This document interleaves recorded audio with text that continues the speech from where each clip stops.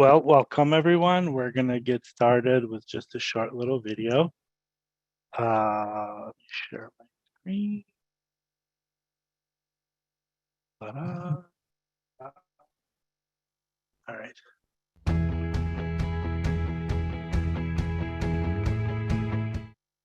Welcome to today's session, everyone. We are PreMedCC, a student-led organization established in the fall of 2021. Our goal as an organization was to create an online program for pre-medical students at community colleges and universities, with the hope of guiding the next generation of diverse and inclusive physicians. And while we advertise our organization as being for community college students, our events are open to anyone. We realize that finding guidance and mentorship in a pre-med journey can be especially challenging for first-generation pre-med students, people that lack the financial resources, or just those who do not know people in the medical field. One of the best parts about our events is that they are virtual, so you can do it from the comfort of your own home. We typically have events on Fridays from 5 p.m. to 6:30 p.m. Pacific Standard Time, and on Saturdays from 11 a.m. to 12:30 Pacific Standard Time. If you aren't able to attend the event, all of our sessions are uploaded on our YouTube channel. Many of our sessions will end up with a Q&A with the speakers. Any questions that you have, you may put it in the Q&A session on Zoom, and our team members will read them and have them answer. After you have attended our event, you can log into our website and complete the quiz, which will contain questions pertaining to our session today. If you score 70% or higher on the quiz, you will be awarded a certificate to show that you attended our session today. If you want to stay connected with the upcoming events or just want to tell your pre-med friends about the PreMedCC, you can find us on Facebook, YouTube, Instagram, and TikTok as @PreMedCC. Welcome everyone. My name is Veronica, and today I have the honor of introducing Dr. Alexandra Dubinin, now Alexandra Jones, who is currently now a PGY1 Pediatrics in Indiana. And I have the pleasure of introducing her. Welcome. Thank you so much. It's always a pleasure to be here. I'm just going to pull up my screen. Oh, or not. Oh, there we go. Okay. All right, so I have some slides prepared. If you've been here before, maybe you've seen them, there's a recording of them. I like having the slides here just kind of as a guideline for things that we can talk about, but I really want this to be focused on your questions and how I can help you. So I will stop throughout this for questions. If you have any questions, please write them down. And let's get started. A little bit about me, just for anyone who has any specific questions. So I was formerly a community college student, just like most of you. I went to Santa Rosa Junior College, which is also where Jobin went. I transferred to UC Berkeley, did a one-year internship at UCSF for my gap year, and I just graduated med school last weekend from UC San Diego, which is really exciting. I am definitely not used to being called doctor, and I think it's throwing me right now. It's definitely giving me a little extra nerves. No, I don't feel any smarter, probably just dumber. All right, here's the timeline. Just like to start overall, what does this journey look like? Because it's long. So undergrad is where most of you probably are. Maybe occasionally we get a high schooler, which is really impressive. So undergrad, usually 4 years, but for us community college students, let's face it, it takes us longer. It took me, I think, 5 years, just because way more requirements often. It's a little bit of an uphill at that point. So undergrad, then often people take gap years. It's super common. I think the average now, at least in my class, was 2 gap years. I only took 1. That was because of a special work situation. But it's very, very common to take a gap year. I think I only know 1 person in my class of 130 who didn't take a gap year. So super, super common.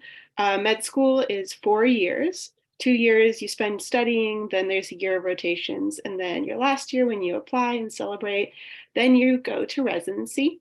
almost everyone does residency to practice. Technically, you're an MD when you finish medical school, and you can work for industry in various companies, but to really practice as a doctor, you need a complete residency. 2 years is a very short residency, almost unheard of at this point. It's usually 3. And then lastly, for the overachievers, there's always fellowship if you really, really, really miss being in training. So again, that's the undergrad. We're going to zoom in on this. What does this look like? And for transfer students like myself, I like to break it up into basically 2 big periods of time. You have your pre-transfer time and then your after transfer time. So things you should be thinking about in pre-transfer is, what classes should I be taking? Do I really want to be a doctor? This is the time to start thinking about that, because maybe you'll find out down the road that like, oh, you don't actually like patients, and it happens all the time. So start thinking about that. Maybe do a little bit of volunteer experience. Research is hard at this level, but if you can get it, that's awesome. But I think pre-transfer, really focusing on your transfer requirements, doing well in your classes, and learning these things, because your pre-transfer will be super important for your MCAT. Then after transferring, it's a lot of asking for letters, finishing up your classes, make sure you're doing well, and then the whole med school application and MCAT. And we'll go into all the details. This is just a big overview. So starting at the beginning, for your first couple years while you're in community college, I just want to get you familiar with what the AMCAS application or med school application looks like. AMCAS is a pretty central application that a lot of US med schools use. There's some exceptions. Some of the Texas schools don't use it, but for the most part, if you want to go almost anywhere in the US, you're going to use this application portal. So sign in. Most pre-meds apply to like 15 to 25 med schools. It's the same application here with AMCAS for all of them, unless you're applying to a couple of those exceptions. So you don't have to write 25 different personal statements in the beginning. I'll explain more about that later. All right. So general timeline, this is not year specific. At around now, if you're applying this cycle and you want to go to med school for the next year, you should be already working on your primary application and working on submitting it. I'm going to say I'm not super good on the timeline and the deadlines, because they change every year, and it's been now like 6 years since I've thought about it. So check your deadlines, be on top of it. And definitely, if you feel like you're not quite making it, defer till next year, because you really need to be on top of these deadlines. I did have a couple of times, I remember when I was applying, that I did things in the last minute, and it just doesn't work out well. Schools that you apply to after are not going to really take you seriously. So definitely want to do things as soon as possible. All right, this is what the application portal is going to look like. These are the sections as of at least a year ago, what it looked like. So initially you're going to start with just identifying information. Where did you go? This is very straightforward, just a couple notes on this. Make sure you fill out all your demographic information. Sometimes it feels a little like invasive and you're like, oh, I don't know, I need to know this. And you might feel tempted to say decline to respond. Don't do that. It's a big red flags to school. It's kind of one of these like things that you don't really talk about, but unless there's a really strong reason that you feel uncomfortable sharing things about yourself, share it. Because otherwise it just looks, it's strange to the people reading it. Be honest about your language proficiency. Just because you took a semester of Italian in high school doesn't mean you could actually talk to patients in Italian. So, and it is possible your interviewer sometime down the road might be Italian and see that and be like, hey, something in Italian that you don't understand. So be careful with that. Random thing you're going to need to know is your parents' highest level of education. And if your parents are like mine, where one of mine actually went to school abroad and is an immigrant, you're going to have to know where they went to college, which was fun to translate. Just something to keep in mind. All right, I'm going to talk briefly about the coursework, and then let's open it up for questions, because I think this is a common place for discussion. And that is, what do you actually need to do in college to get into med school? The answer is it's pretty broad. There's a couple things. There's a few subjects in purple that everyone needs to have. All med schools universally are going to require it, and that's biology, gen chem, organic chemistry, physics, English. These classes you really want to make sure you do and do well on as best as possible. These are all going to be on your MCAT, so they're super important. I would try to do these, if possible, during the year, not over the summer, because it'll be really important to know this. The other thing I will say is if you're doing these in community college, that's fine. I was a little worried, like, oh, are they not going to take it seriously because I did in community college? That's fine.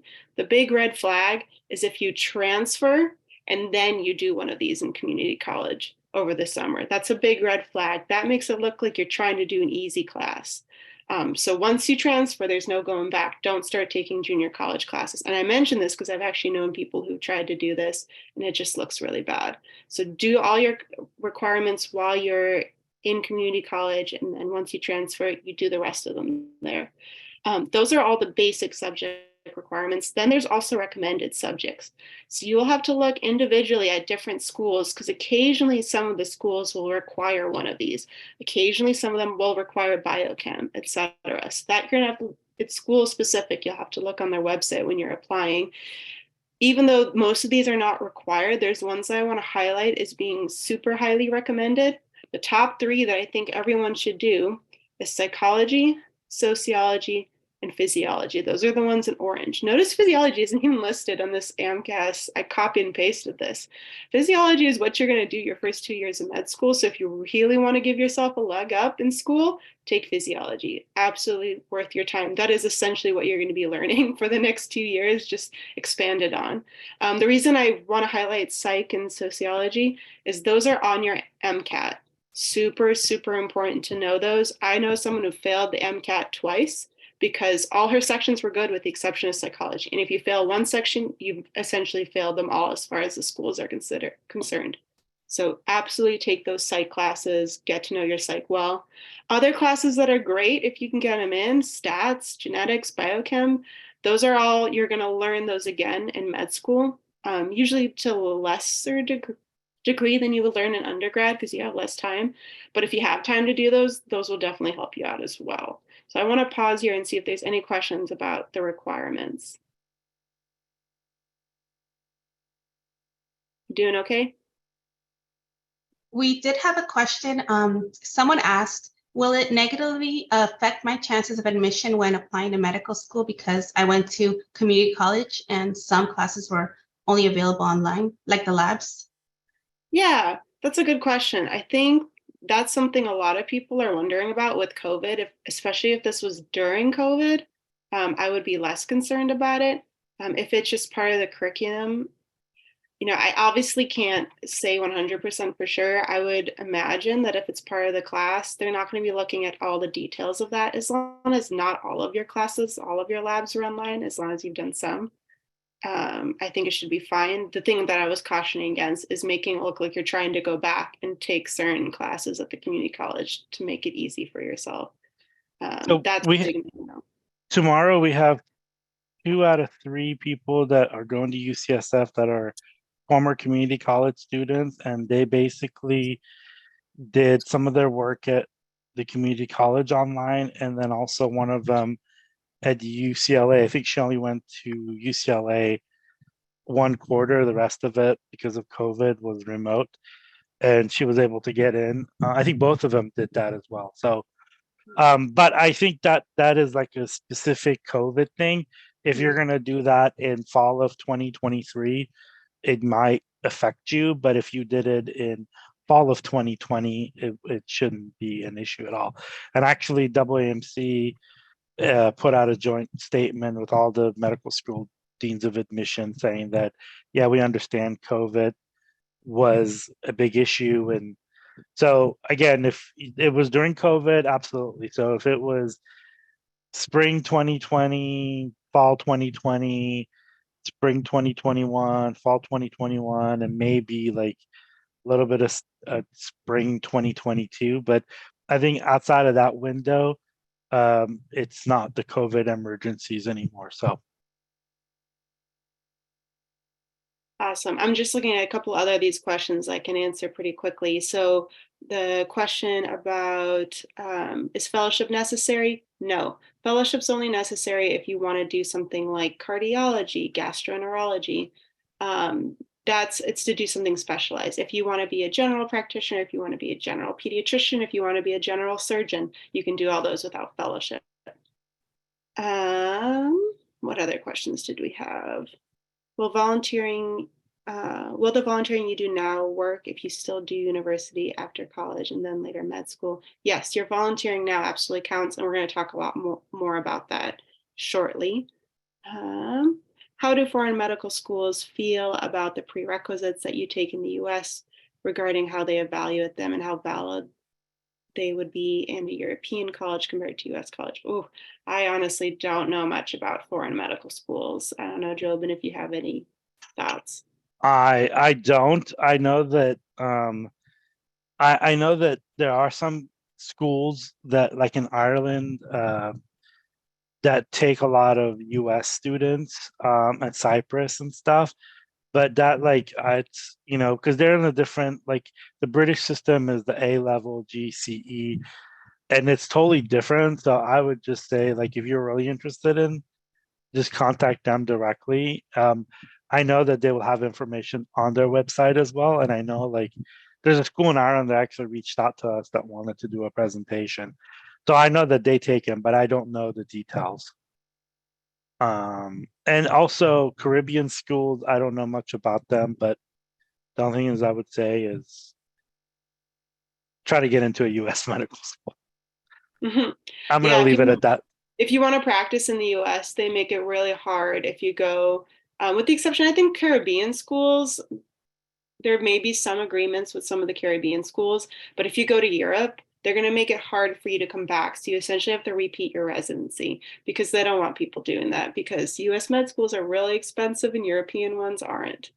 That's my cynical thoughts on it, but it is definitely hard. I know it's hard to come back here. So be careful when you make that decision, unless you're planning on practicing in Europe, which is, it's very different. Yeah, and you also have to understand too, both in the US and Europe, medical schools make an investment, even though, like, if you go to a US medical school, you pay out of your nose and ears to go to school. It's still subsidized. Like, for example, UC San Diego, I think they say for every medical student, they pay like $200,000 from funds, like state funds and stuff. So they want you to finish medical school there, to practice there, not to go to some foreign country. And I think the same way for the foreign countries, is that they don't want you to, like, go to medical school here because it's cheaper, easier, than, like, go somewhere else. So they make the system pretty hard for a reason. Yeah. Unless you want to go to Europe and live in Europe, or yeah, if you want to practice in Europe, then that's a very different reason. But if you're trying to go to Europe to save money, I'd say it's not worth it. Especially now, there's a lot of loan forgiveness things, and a lot of ways that you can actually, med schools are not as unaffordable as they appear. The initial price check looks really scary, but there's all these ways you can in the future repay them. So I wouldn't let financial reasons solely deter you from med school. When is the best time to transfer from community college to university? I'd say when you're ready with your requirements. I would, there, assist.org, I think, is the one, is the website we use. At least we used to use that one. And whenever it tells you, that's when you should, whenever you have most of your requirements completed and the transfer college will take you, you should just go for it. Yeah, community college, you can only take lower division classes. So, for example, in California, it's only $40 or $46 for a class, where at the UC, the CSU, I think, is like 5 something, and at the UC is like 7 something for a unit, 700, for a unit. So it just comes down to economics. Like, if you're at a community college, try to finish it. And I know that, yes, transferring is this wonderful thing, but just try to finish as much as you can. Because you're already there, because then you can't come back. And also, but also that just, and then transfer when you're ready. So if you think that, you're going to community college and you're struggling and you're barely, you're getting B's and stuff, like, try to master your learning skills, because, and Dr. Jones can tell you that, going from a JC to Berkeley is a very different environment. And I don't know where that person is from, but I could just say that, transfer when you're ready, when you think that you're going to do well, and then just be ready.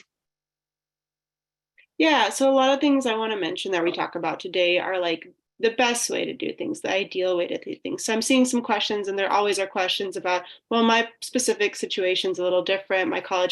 There's one about my college hasn't recovered from COVID. We're still online. You'll have a lot of opportunities to explain those things. So, in best case scenario, you're doing your science classes not online. In best case scenario, you knew that you wanted to be a doctor when you were 5 years old and you've been working on it your whole life. So I see someone else is going to community college after having graduated before. That happens a lot. I don't know your specific trajectory and whether you're going to go back to complete a major or not, but you have a lot of opportunity to explain things. And that's like the beauty of community college. We're not all cookie cutter, stereotype the same. Did 4 years of molecular cellular biology at this UC, and hey, look, I'm just like everyone else. So we have a lot of opportunities to be different. And I think that's not always a bad thing. Like we think like, oh, it's not ideal. There's a lot of opportunities to write, to explain, oh, my college hasn't recovered from COVID, but I used the time that I was doing things online to do this with my time. And I did this volunteering. So I think there's a lot of ways you're going to have a lot of opportunities to explain things. And as I go on, I will touch on all the chances you have to explain why you made the decisions you made and why certain things were maybe not ideal in one perspective, but how you overcame those adversities and worked through them. So I think I'm going to stop with questions for now, and for the sake of time, try to move on, and I'll come back to some that I missed. All right. All your classes in this, when you're applying in the portal, you're actually going to enter in every single class you've ever taken. It's really exhausting, but so you sit down with a show playing in the background and you just type away. As I mentioned, assist.org is where you go to find out what classes you need to transfer to for your universities. I like to go on this little soapbox about grades because it's something that creates a lot of anxiety. I would say grades matter, but it's to an extent. So again, we have a lot of opportunities in our applications to explain, well, maybe I didn't have the best grades to begin with. Here's why. Here's what was happening in my life. Or maybe I had great grades. I just didn't know where I was going with my life, so I took a couple of years off. That is not a negative thing. It just depends on how you present yourself and how you write about it. That being said, you want your grades to improve over time. If your grades were great first year, then they plunge, then you transfer and they plunge more. That kind of just tells the admission officer that you're maybe not ready for med school. But if you do a post-bac and they come back, well, maybe now you are. So the most important thing is that you have an upward trajectory before you apply to med school. There is a minimum GPA for some schools that you need to meet. But again, if you have a good explanation, sometimes that can overcome things. I like to talk about how I study for classes just very quickly, just because I feel like we're never really taught how to study. And I feel like there's one thing I know, it's not medicine, it's how to study and take tests. So just briefly, how I conceptualize classes, and maybe this won't work for you, but just humor me for a couple minutes. I think of classes in two different categories. There's your memorization classes. You learn this means this vocabulary means this. And then there's your concept classes. Memorization is not going to help you with those. So here's how I study for these two very different types of classes. So for your memorization classes, that's biology, psychology, where you need to learn AT goes with GC or whatever you learn with DNA. It's been a while now, but it's facts, fast fact memorization. There's two things that you need to do in those classes. First, I like to say you need to have like a rapid memorization strategy. So that's something like Quizlet, Anki. There's all these different apps, these virtual flashcards where you see one word flashed on the screen, then the definition. Can you match those?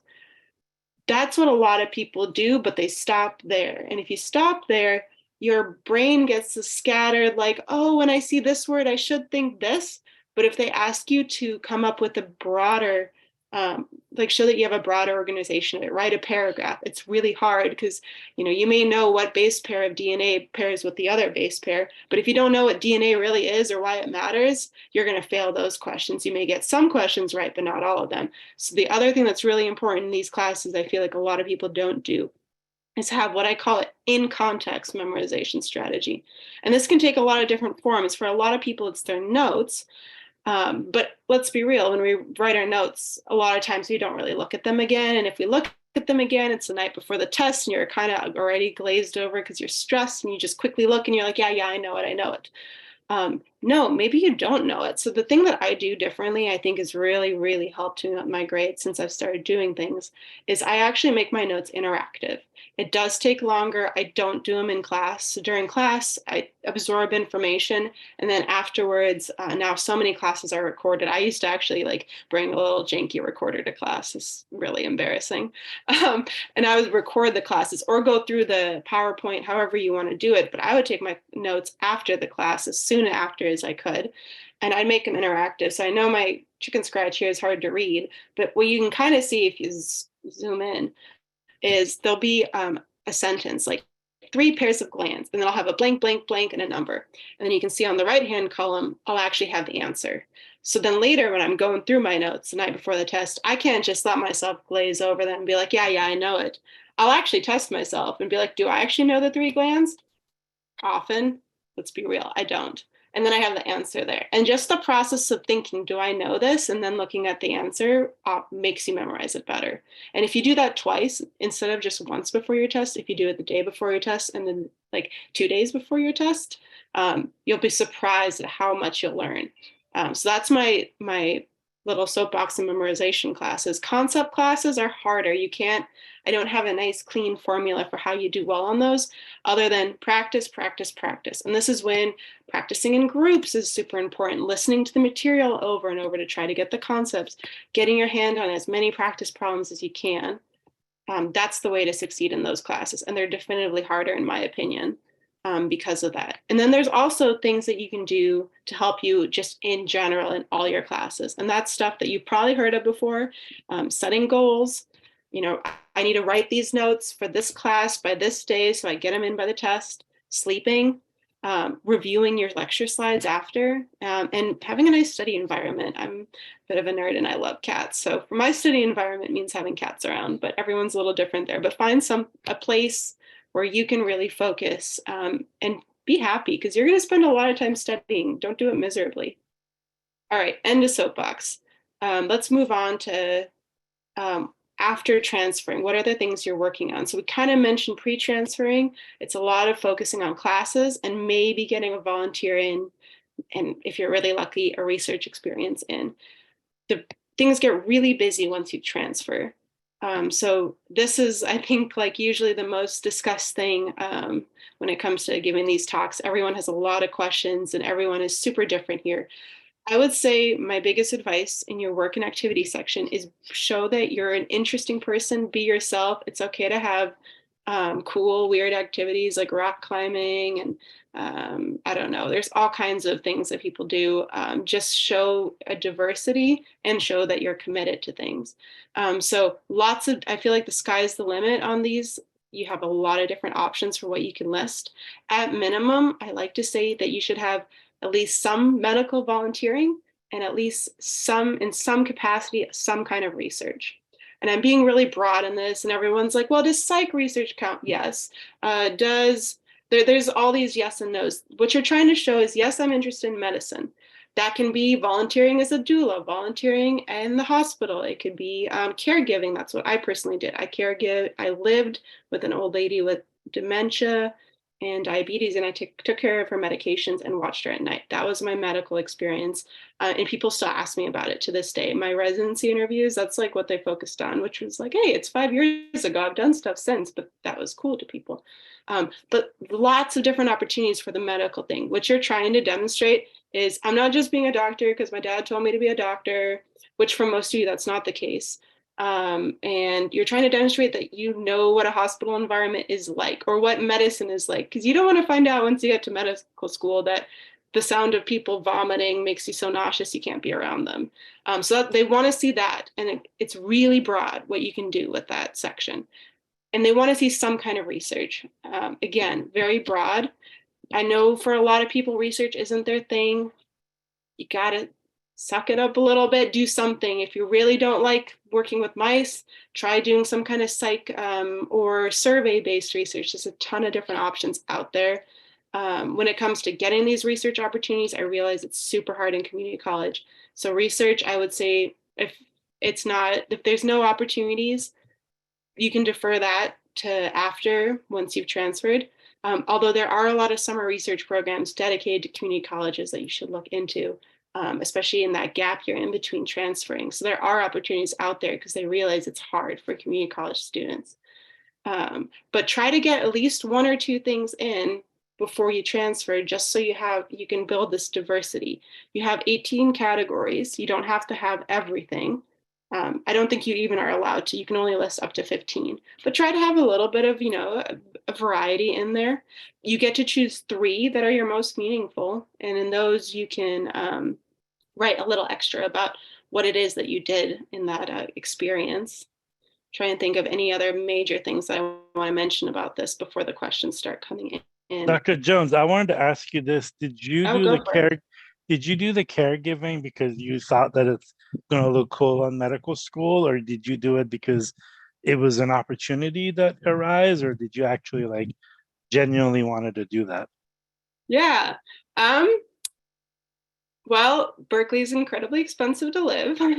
So the thought of free housing was definitely a factor. And it was something I genuinely wanted to do. It was a little bit, for me, it was kind of a unique situation where it was a friend of a friend of a friend.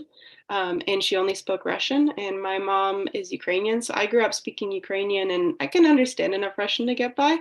And so they really needed to find someone. They couldn't find someone who spoke enough Russian. So they were like, oh, your daughter, or you have a friend who has a daughter who has, it's, how those like big families, extended networks go. So I found they just like asked me, would you mind staying with her? You can live in Oakland, which is super expensive, for free as long as you stay with her overnight.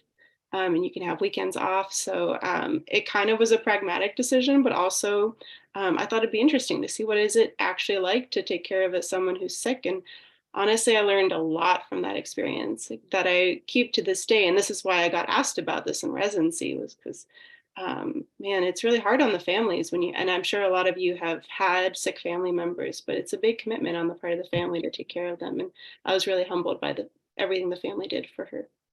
Right. The thing is, I just brought that up because I know now we can have everybody on this line looking to help people, and it may not be the right situation for you. And so I just want to say, like, the takeaway from this is do the things that you're interested and passionate about, because there's nothing worse in life than doing something you don't like or you don't enjoy.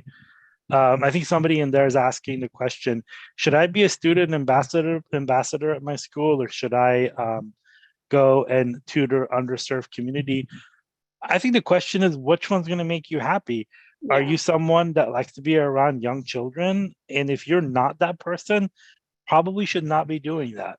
If you like more talking and about your school and ambassador, then do that. So it's kind of like, it's such a personal thing. Like, yes, schools look for certain things. Yes, you have to do research, you have to do clinical, but everything else, like, do what you really enjoy and what you could talk about and you care about, rather than what you think some, old person leading your application for medical school is going to think is worthy. Like, your worth is in yourself, not what other people think. And so, and you're going to be a happy person. You're not going to be depressed. You're not, all of these things, like, if there's certain things like you don't like to do, like, don't do them. Don't do them because somebody wants to see them.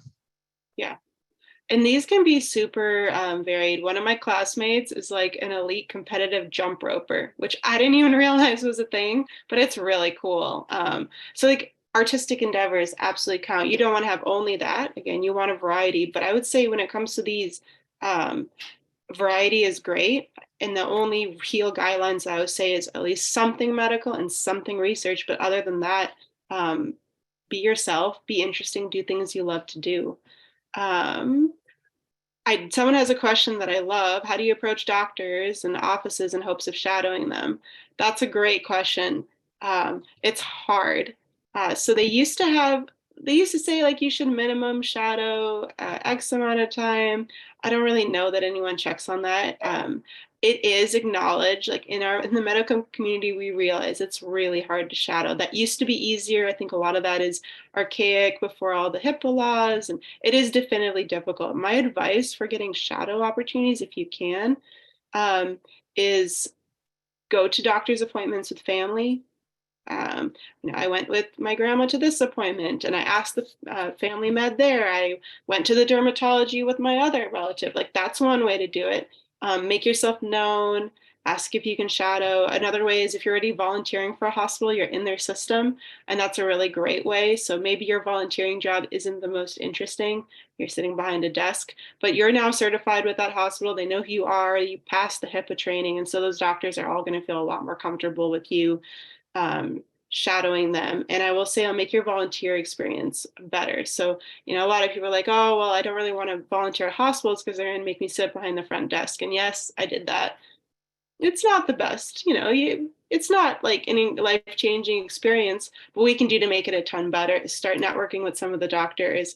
Sometimes it's a matter of cold emailing. Hey, so-and-so, I volunteer for Kaiser. Could I please shadow you because I'm interested in this? Make it personalized. I've personally had a lot of success with cold emailing.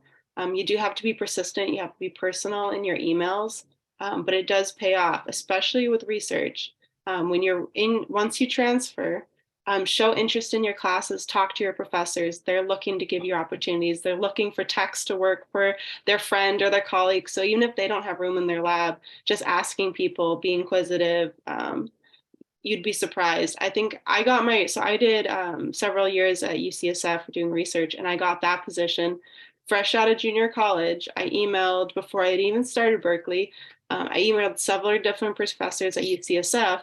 Hi, I'm really interested in your research. I'm so-and-so. I just graduated from community college starting at Berkeley. I can commit to a minimum of 2 days a week, which I would say for most of them, because they have to train you, you do need to commit at least not 2 full days, but at least 2 days, like 2 half days of show that you're committed and you will give X amount of time. And talk about what experiences you had. Like, oh, I was very fortunate where I actually did have a summer research experience. I was able to say, I had this summer research experience. I'm not totally new to research and I'm super interested. Based on what I did over the summer, I know that I love microscopes and I know your lab specializes in 2-photon microscopy or whatever it is. And so make it very personal. I'd say quality over quantity. In this case, I only wrote to 4. And I got interviews with 2. I'm free labor. They frankly, especially at UCSF, they wanted free labor. They just didn't want someone who would not show up.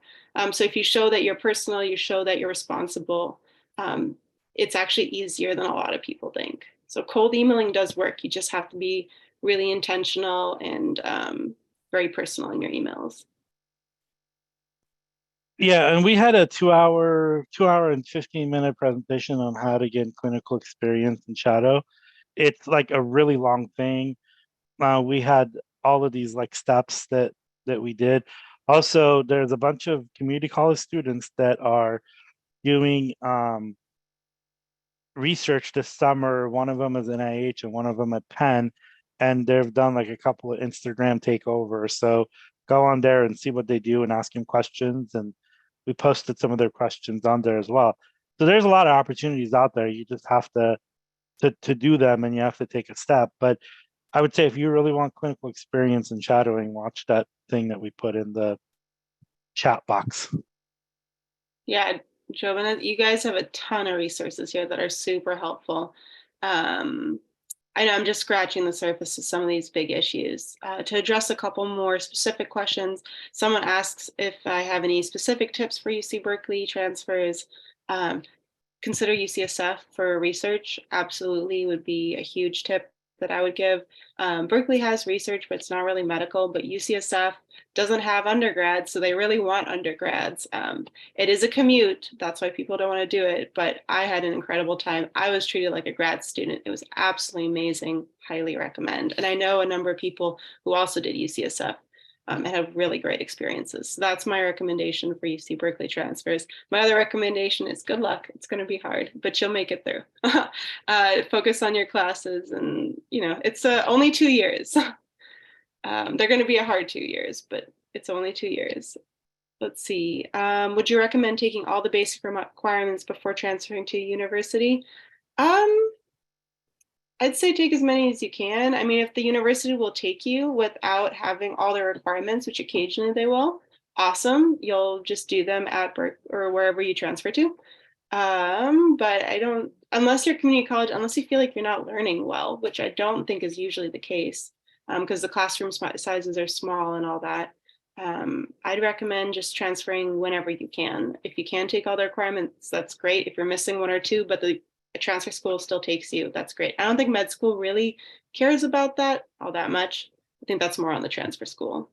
And then someone asked about, again, mentioning going back to do a couple med school requirements after getting a bachelor's degree.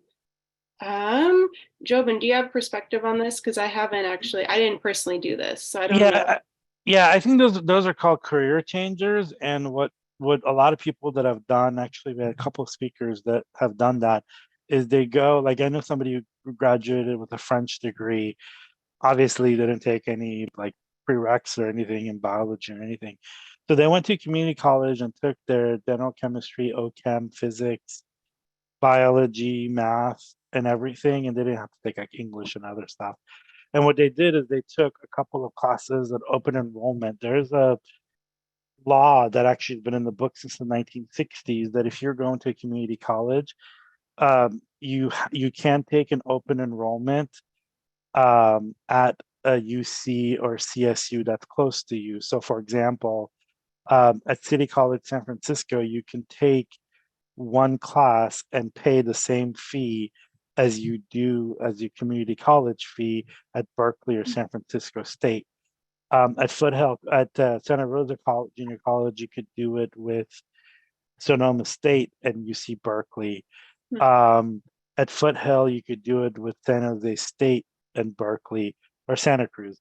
And so it's called cross enrollment. I think that's what it's called. But every community college in California has it. So because open enrollment classes are really expensive, it's like $700. And if you're taking a 5-unit class, upper division. So this person, what they ended up doing, they took biochem, physiology, cell bio, and biochem. Yeah, they took 4 classes and they got into a UC medical school. So you could do it, but they, instead of paying, like a 5-unit class at open enrollment, it's usually like $3,800. But if you're a community college student and you do that, that's only $300. So it's a huge financial burden. And so, and there's a lot of these extension classes. I mean, some extension classes charge you $1,000 a unit, which is like $5,000 a class. And so, and I know a lot of stuff about California. Like somebody just asked about like, Indiana, and I was like, I don't know much about Indiana, and so I wish I did, but I don't. But I know that California has a lot of rules that they don't like announce it, but like you could find it, and you could, you could, do it. You could do it there. So there's ways to do that, but definitely if you have your bachelor's degree, because the other thing is that I know in California, at most schools, you can't do second bachelor. It's like against there's only like specific, like if you want to do chemical engineering and stuff, but so you can't do a second bachelor. So you're kind of like in this suspended state of like, okay, I want to come back. And doing open enrollment is really expensive. There's also career changer postbacks that are also expensive, but not only that, you can't get financial aid for it. So it's really expensive. And if cost is not a thing for you, then by all means, like go to a formal 2-year postbac program. I think some of them are like $100,000 each, and those will be perfect. But I'm poor, so I always find like the cheapest workaround for everything, because I don't have like intimate amount of money to pay for school, and so you want to be able to game. I mean, you have to game the system in terms of economics. You just can't game the system in terms of like the content that you have to do and the things that you have to do. All right, just touching quickly on a couple other questions. Just to clarify, psych and sociology are lower division classes. You don't need upper division. You just need some familiarity, because they'll ask you like, oh, what type of bipolar is this patient this person having? And I don't, it's been a while since I took the MCAT. You should do some practice questions just to get a sense for it. But those are both lower division. Culture anthropology might help. I had never took it, so I can't really answer that. It won't hurt. But definitively psych, especially sociology, some of it is more in like common sense and intuition in some ways on the MCAT. But the psych stuff, you either know it or you don't. It's a memorization thing. I'm going to be a pediatrician. I'm super excited about that. Just as an aside, someone asked what MD I want to be. That was not just random. Specific shadowing programs, I haven't heard much about them. You know, they're usually expensive. I agree with Jobin. I'm not rich. I always tried to save money. So I did things like tutoring to make money and to kind of keep me up to date, caregiving to help save rent. So I think, you know, you're welcome to do those. I don't really like paying for things if I can do them for free. So I don't think shadowing's as important. I think what's really important is some kind of interaction with the medical system. And they're not like, it's more now than it used to be where you used to have to sit in front of a desk. I think there's if you Google, you know, various volunteer ideas for pre-meds, tons of stuff will come up. You could be a volunteer doula and help with labor and delivery. Like there's a lot of cool things out there. So you should just do a little Googling, you know, find some neat things that don't cost any money at all or cost very little. Yeah, and like I said, oh, sorry. Go ahead. just that session that we had for clinical experience and shadowing, there are things you could go get like a certification for, and you get paid a lot of money. Like I was making, this is kind of one of my friends is a doula, and I was like making a joke. I'm like, oh, like what does a doula do? And I know what a doula does, but I was just trying to be like stupid.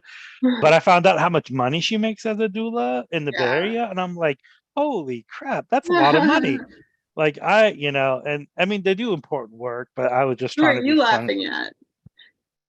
Yeah, seriously.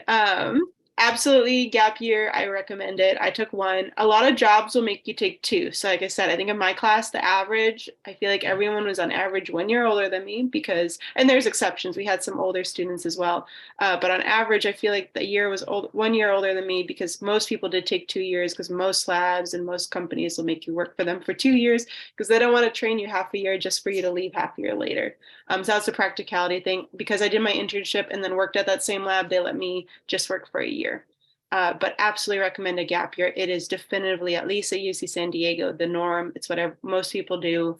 As a transfer student, I can't imagine transferring, getting used to new school, trying to get on my letter of recs, and then adding the MCAT to that year. That's just overwhelming. You're a superstar if you can pull that off. But I think that sounds absolutely awful.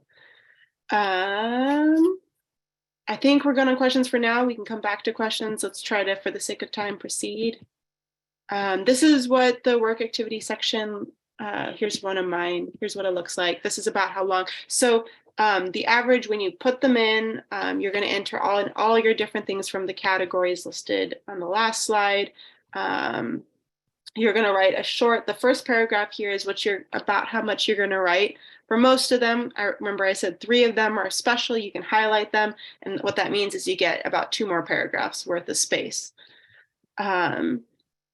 Questions that always come up about this, you most likely won't be contacted, but you do need to list a contact person who can acknowledge your participation. So if it was volunteering, some kind of volunteer coordinator, et cetera, some kind of contact person.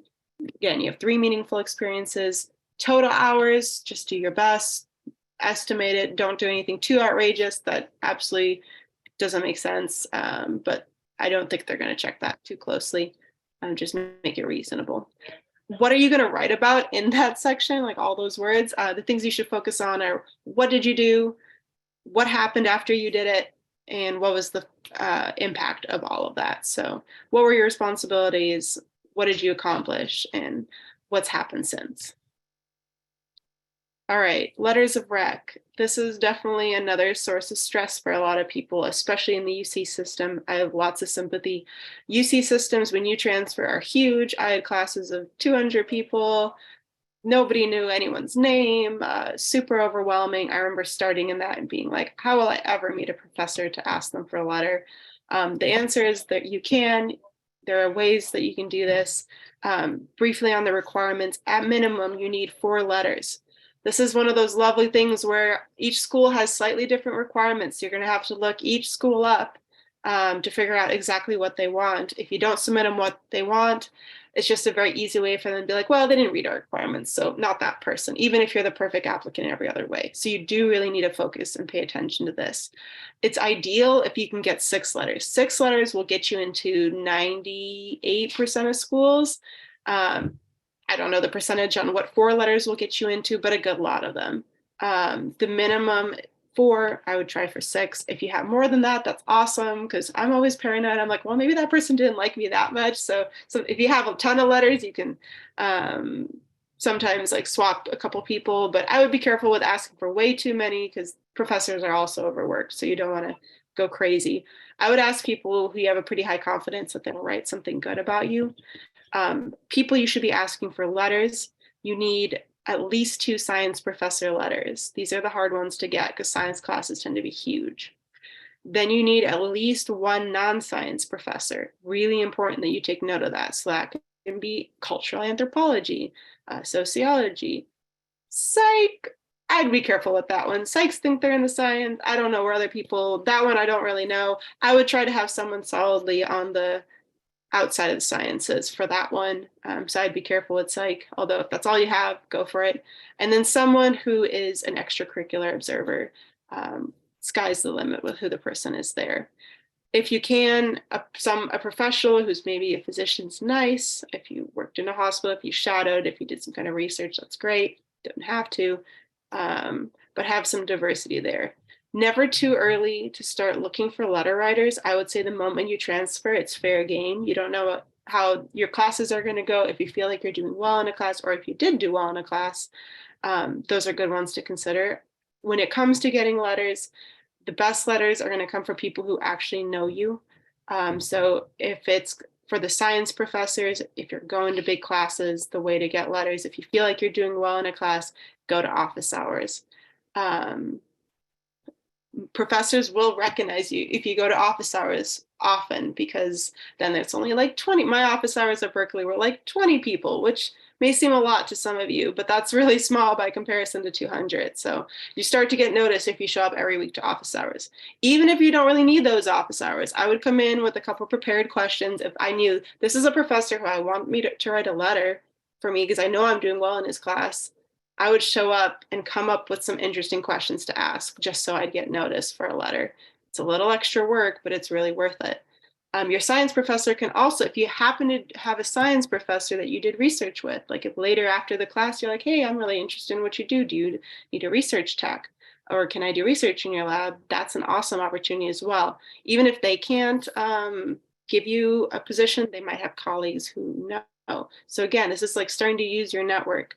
For the non-science professor, I personally did like a fun class. I did a Eastern European literature just because I'm Ukrainian, and it was fun to read some of the books. And then I did like a small side project with that professor just for fun because I enjoyed it. And so she was my non-science professor. They often have a little more time to get to know you. The classes are smaller, so I think those are a good opportunity. One tip I will also give, so say you're starting out first year of transfer and you want to get a letter, but you're like, man, if I don't ask them now and I wait 2 years, are they going to remember me? The answer is, yeah, there's a good chance they won't. Even if you're like super memorable, and that's not an insult to you, it's that they've had tons of students since. So one pro tip that I will give that I did is I asked someone early on if they could write me a scholarship letter. I had no chance of getting that scholarship.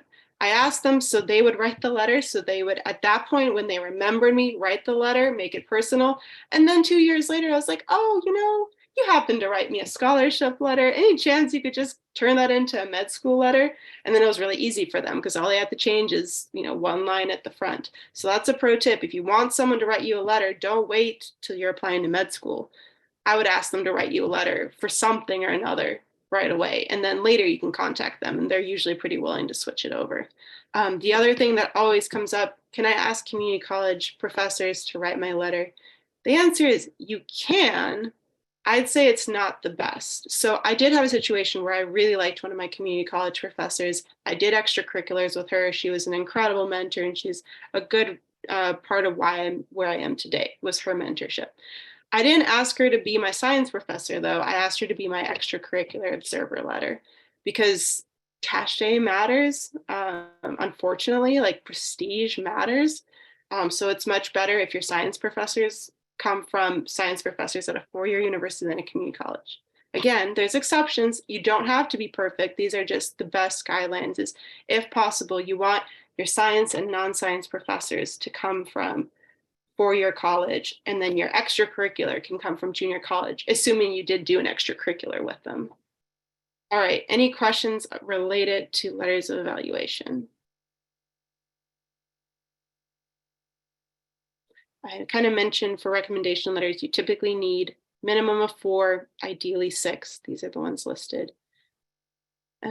One of the other thing is that there's this little thing that you all have on your smartphone called a calendar function.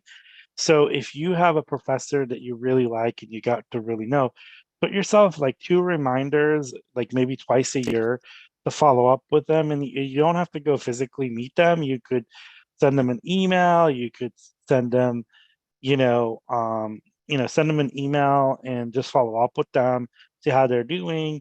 If you really want, you can set up a Zoom meeting with them, but like connect with them, because you don't want to be that person that has a class and you've like had this relationship with them, then you cut off for 2 years and you come back and you ask them, like they don't know what you did these 2 years, and it just makes it really hard. And people forget things. And so remind yourself, I really like this person really knows me. And then just follow up with them twice a year. It's not, it just put it in your little, 15, the $1,000 phones that you have as a calendar function. Put a reminder in there saying, in December, just send them a reminder saying, hey, happy holidays, just hope you're doing well. And then maybe like put another one in April. So just like, you're just not this like stranger that comes back after 2 years and says, like, can you write me a good letter recommendation for medical school? It's like, well, what have you done? Like, what have you done for me lately, type of thing.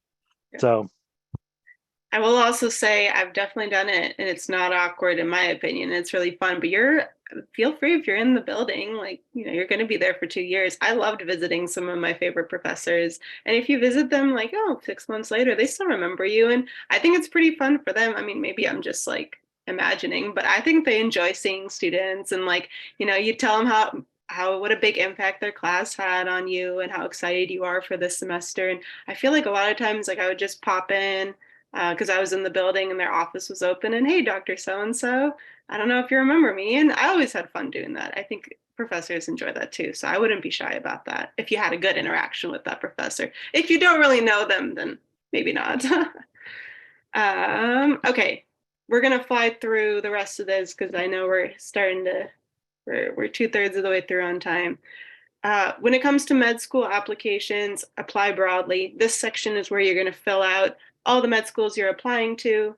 MSAR is a great resource to go through the different schools. It'll list the schools, what their minimum GPA is, what their minimum MCAT score is, how many have letter X, what kind of letter X, all that information I keep saying you're going to have to look up because it's individualized. You can find on MSAR. It's incredible.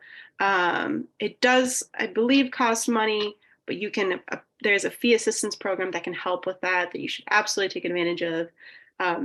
This application is a lot of money. It's just money, money, money everywhere. The primary app, when you submit it, it's $170 for the first school you apply to, and then $35 for every additional med school you apply to.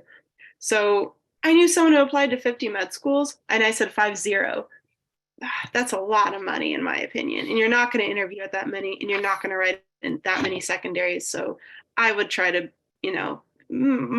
be careful with this. 15 to 25 is the average. Because you're not just spending money there, you're also going to spend money for every secondary application.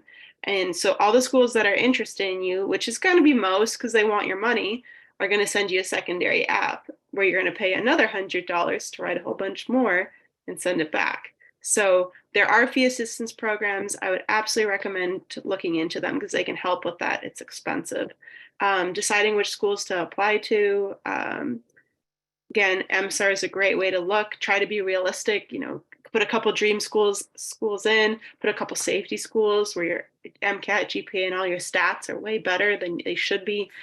It's random. The interviews you get at, a lot of it's luck of the draw. There's a lot of good applicants out there, and I mean a lot of incredible applicants. Definitely apply to schools where you went to community college in. So if you're a California community college student, really heavily lean on the California schools. I will say personally, from my experience, I didn't get a single interview from anyone who wasn't from California. And I applied to a lot of non-California schools. So find your safety schools. Safety schools are going to be a combination of the school you went to community college in and lower scores than you have. And again, you can have some dream schools, but you need some pragmatic schools in there as well. Try to stay organized through this process. There's a ton of information. This is actually from a friend of mine who made this really nice spreadsheet. I will say I'm an example of someone who's not quite so organized, and I just got really lucky to get in. But I think it does really help if you stay organized. She wrote down the various websites, what their requirements are, make sure you have the class requirements that they want, the different letters that they need. I mentioned that AMC has a fee assistance program. You get to reduce your MCAT fees. You get to waive your AMCAS fees up to 20 schools for free. That's a lot of money. That's amazing. You should absolutely take advantage of that. Apply, even if you may not get it, it's still worth trying. And 2-year MSAR subscription for free. So it's pretty incredible. It's like total worth of it is like, I think $3,700 or $3,800. That's incredible. Okay, very briefly to touch on personal statement. This is your opportunity to really be yourself, to let what's interesting about you shine through. I will say a couple of notes about the personal statement. A lot of times people feel like they have to get everything into their personal statement. That's not the purpose of a personal statement. That's your resume. That's all the different work experiences like you listed off. This is not a rehash of what you've already listed. This is not necessarily only focused on explaining the gaps in your application. You'll have opportunities to do that as well. Like, oh, why did I choose to go to community college? Like if that's a big factor of why you're going to medical school, include it. But the thing to focus on here is why medical, why you and why medical school, why medicine? Those are the questions you're answering. All the other stuff, you're going to have a lot of space in various other parts throughout the application to explain your various decisions. But that's the focus here. And you really want to maximize on this because as community college students, we're not doing everything by the book. And that's, some people say that's the downside of going to community college, but I also say that's our biggest strength. This is the part where we as community college students get to say, yeah, I'm a little weird, but it also makes me so cool. Here's why you want me in your med school. And this is what I'm going to bring to your med school. Med schools want diversity. They want people who are different. They don't want the same 4-year, went to UCLA, was part of this sorority, did this classic UCLA application thing. And I'm saying UCLA because I have like 4 classmates who literally were all part of the same med school sorority volunteer thing. Like they all did the exact same things. And those things will help you get in. But they're not as interesting. And these people, the admissions counselors are reading tons of these. You want to show what makes you interesting.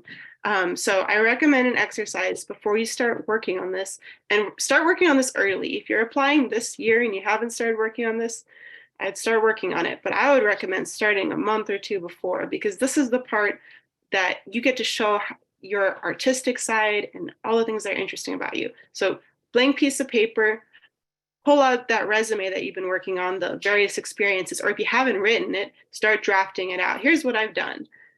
And so here, I'll show you how I did it in like kind of pictures. I'm proud of this. Hopefully this helps. So I'm going to start listing facts about myself. I'm a military kid. I'm half Ukrainian. I spent a lot of time in Ukraine, which is a second world country and has a lot of pollution problems. My grandma died of a lung disease. I did research on immunology and lungs. I also shadowed a pulmonologist. You guys kind of starting to see a theme here. I went to school where I did a class that talked about social determinants of health. I worked as a caregiver. I worked as a tutor. Lots of random facts. Now it's time to start connecting, because I don't want to just regurgitate all these facts about me. It'll sound like a resume, and there's nothing artistic about that. There's nothing interesting. You want to catch the reader's attention. So I'm going to start linking things that are similar. Well, pulmonology research allowed me to shadow a pulmonologist because I had contacts. And then I learned about social determinants of health and how the place you live could have a huge impact on your health and your overall life expectancy. And I also spent a lot of time in a country where life expectancies are a lot lower than they are here because of things that are out of the population's control, like pollution. In fact, my grandma died of a disease that was linked with pollution. And so you can see here, I'm starting to pick out things in my story that go together and paint a nice picture. And I can start talking about how my experiences in Ukraine with my sick grandma kind of sparked a question about, what can we do about this? What can I do about this? And that got me interested in research. And in that process of researching lung diseases, I was able to think about, well, maybe research isn't my thing, but maybe I can be a physician and help these people. And you start spinning that all together. And at the end, you're like, so this is why I am the perfect applicant. Because of all these things, this is how I came to where I am now. I want to be a doctor so that I can be a pulmonologist who helps people with diseases that were inflicted on them for no fault of their own. They're not smokers. They're just people living in a place with a lot of pollution. And then later in med school, you can be like, well, just kidding. I'm going to be a pediatrician.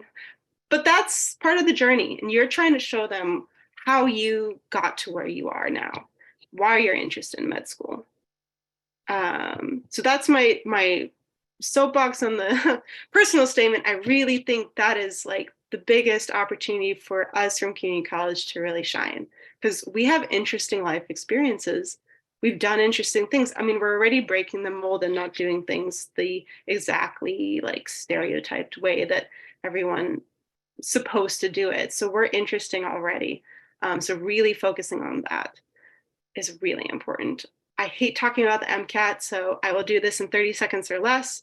For the MCAT, work hard in your classes. If you can tutor, that's an awesome way to keep it in mind, the material in mind, and get paid on the same time. Check your local libraries, not your university library, because they're not going to hold MCAT books there, but your local library. So I know at least several years ago, San Francisco Public Library had a giant, like 3 shelves of MCAT books. It was incredible, thousands of dollars. I never bought a single MCAT book. They're expensive. Don't do it. Check your library first. And no one was checking these books out too. I don't think people realized they were there. I could check these out for months at a time. Hopefully that's not the case, because I keep telling everyone, check your library. Your taxes are paying for it. You should take advantage of it. Take a psych class, do lots of practice tests. I'm not going to say any more about the MCAT because frankly, the MCAT was not my shining moment. I made it through is what I'll say about the MCAT. All right, we can take a pause for some questions here. So I just put the link. We have, I think, almost 6 hours worth of MCAT, how to study, how to prep, how to do it on your own, what resources to use. They actually even have like links on the pages. The 2 people in our group that scored 97 and 98 percentile, they have all the link of their content, full length. They have their Quizlets, they have their Anki, they have their formula sheets, they have their practice exams. They got like a whole bunch of stuff on there that you could. So Dr. Jones can't if you want her to give you the 30-second version, she can, but I don't think that's going to be a 30-second conversation. So yes, agree. I did not score 97 percentile on my MCAT by any stretch of the imagination. So I will say I did take mine 1 week before finals of my graduating year, which was a big mistake. So plan it carefully. Take it seriously. Yes, I hate talking about the MCAT. But Jobin's got you covered. Lots and lots of resources.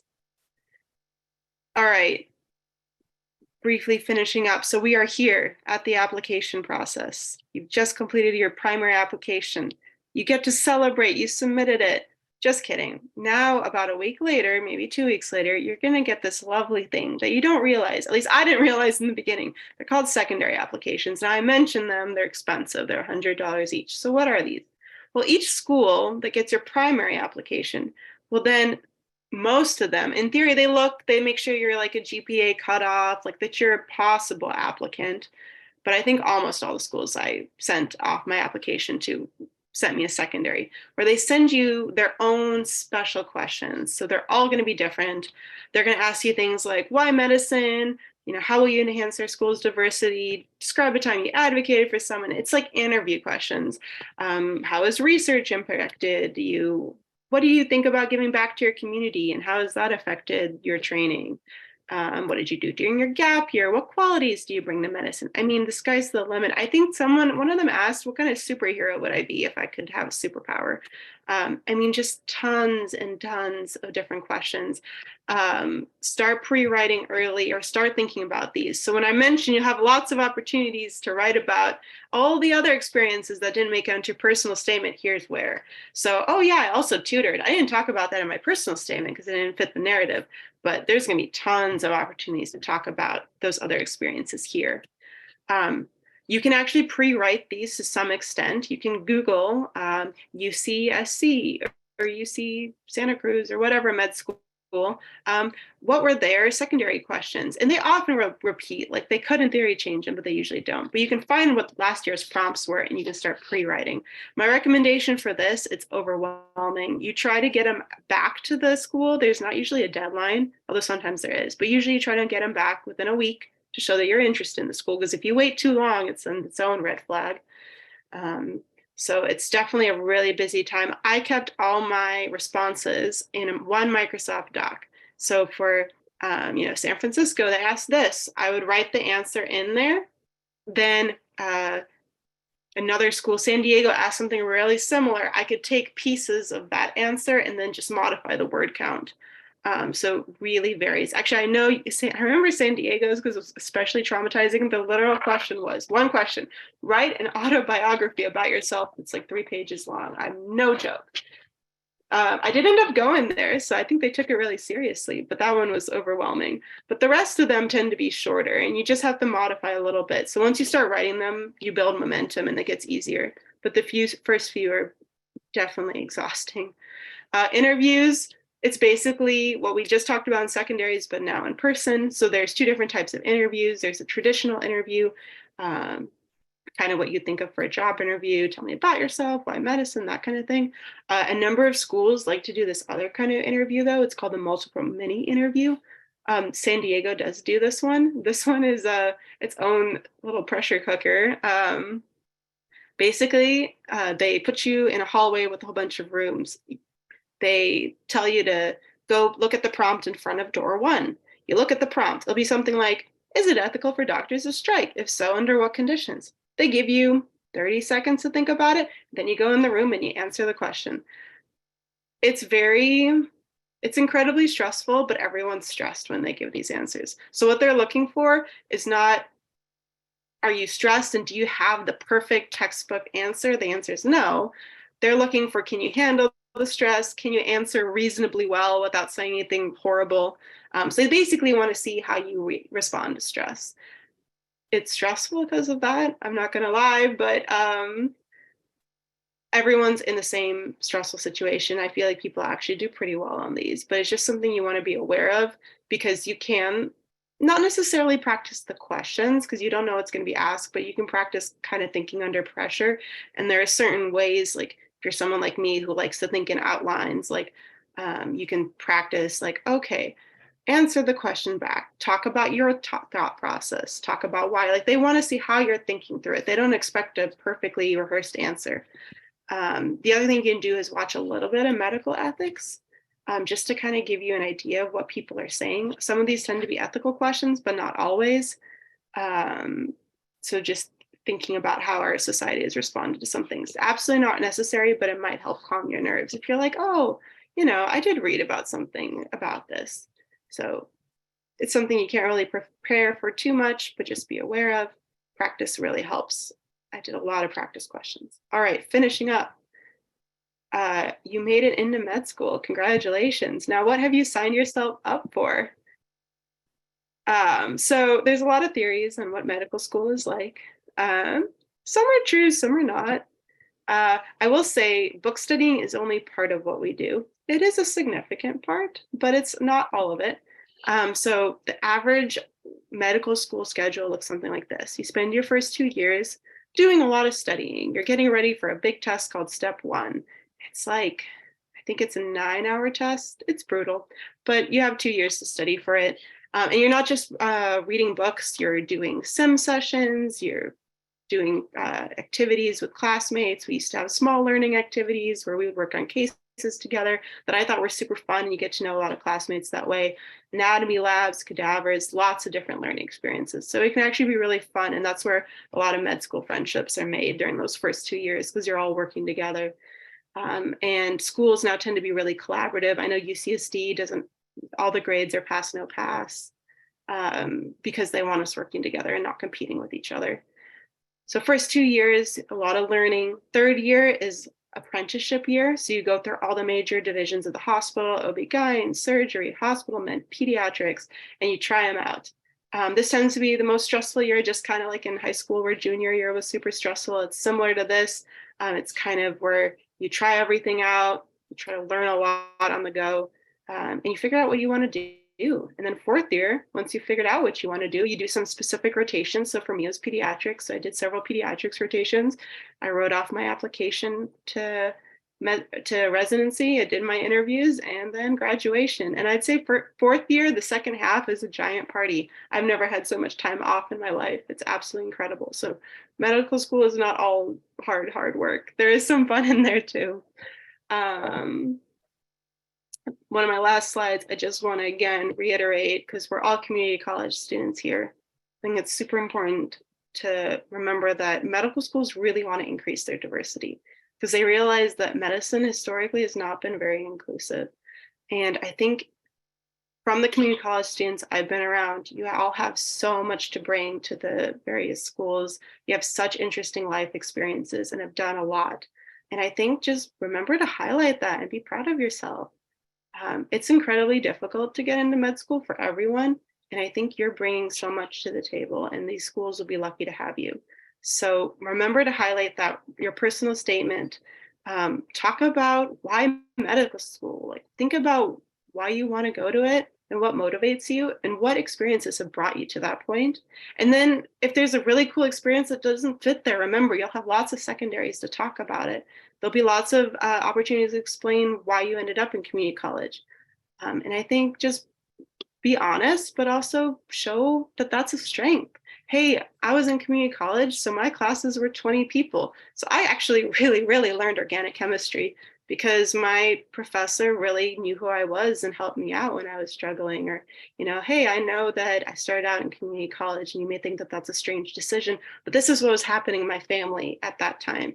And this is why I made that decision. Like, be very honest with them. And I think a lot of people are inspired by how much work it takes to do community college, to transfer again to medical school. Like, it's a lot of work, but you're all brilliant and you have the capacity to pull it off. It just matters that the right career choice for you.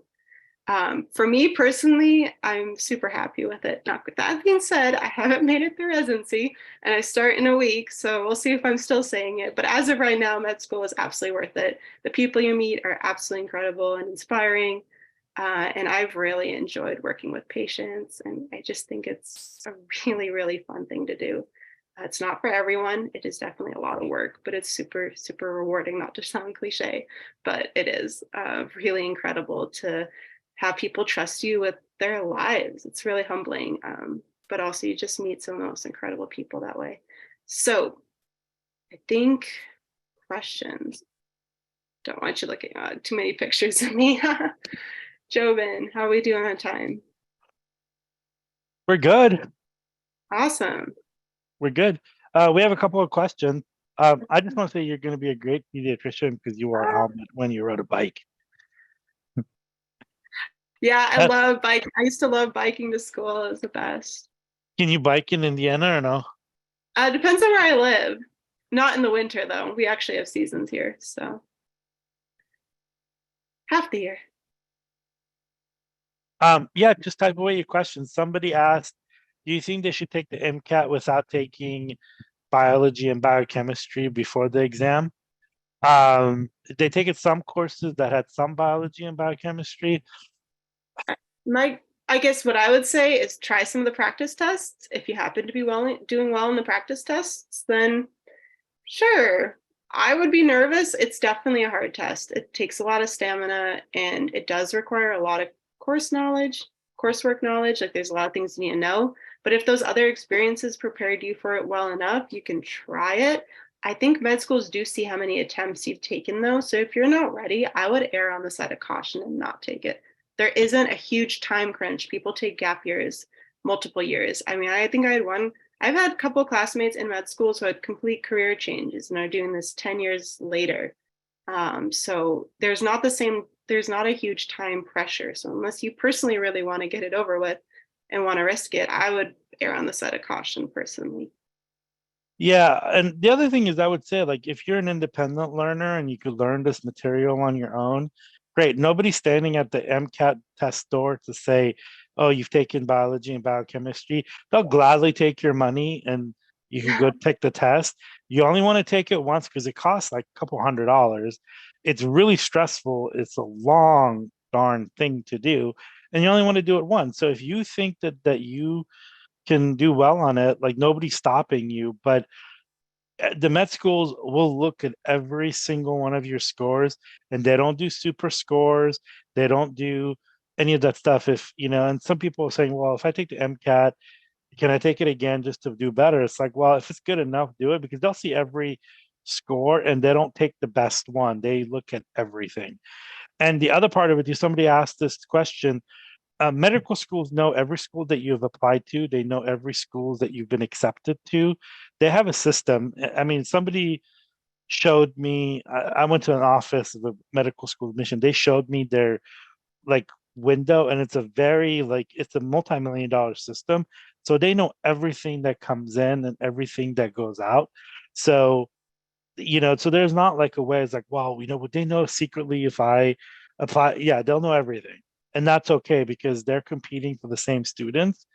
And so yeah, nobody's gonna take your, nobody's, so if you think that you can be prepared and you do well on your practice exams, by all means go for it, but you still may need to finish that class if that medical school requires biochemistry or whatever.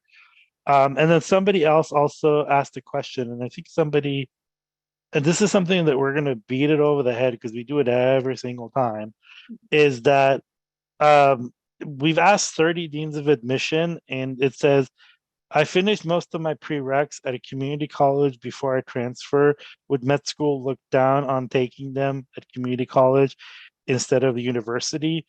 And that's absolutely not. We've had deans of admission from UCSD, UCLA, Hopkins, Stanford, Davis, UCSF.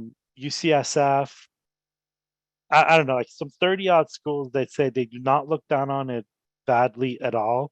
It doesn't matter. And what would actually help you is if you do really well at the community college, and just like Dr. Jones, you go to Berkeley and you take those upper division classes and you do well, they will take you to medical school.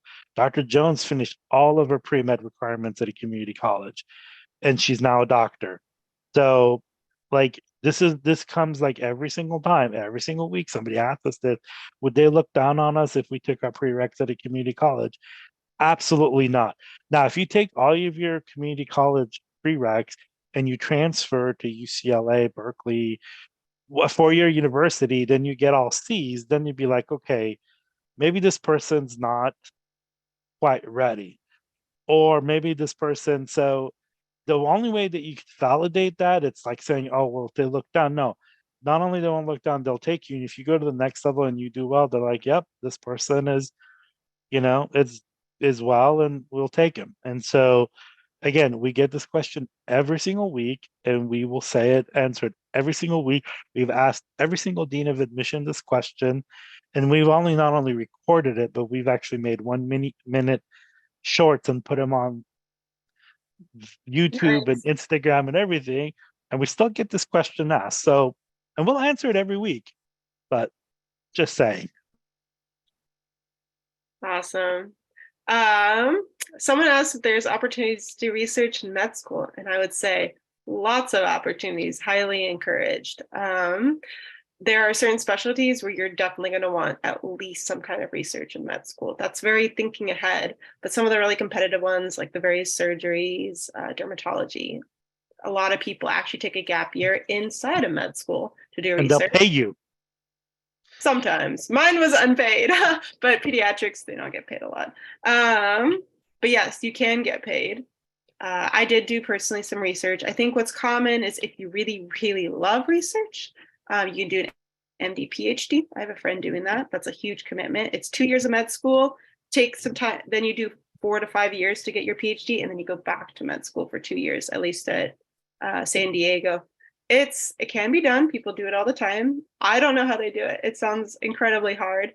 They're super incredible. So if you really love research and you want to do bench science at the like a bench research, then that's the way to do it. If you like research like me, but you don't want to do that much and you're happy to do more of a like stats on looking at medical charts, then I'd say that's really common. A lot of med students, I'd say almost all of us have some kind of chart review. Maybe not almost. 75% of us probably have some kind of chart review, some kind of research or quality improvement or medical education, something or another. Most schools will require you to do some kind of project while you're in med school. So lots of opportunities, lots of doctors looking for people to help them out, researching things. If you go to an academic med school, there'll be tons of opportunities.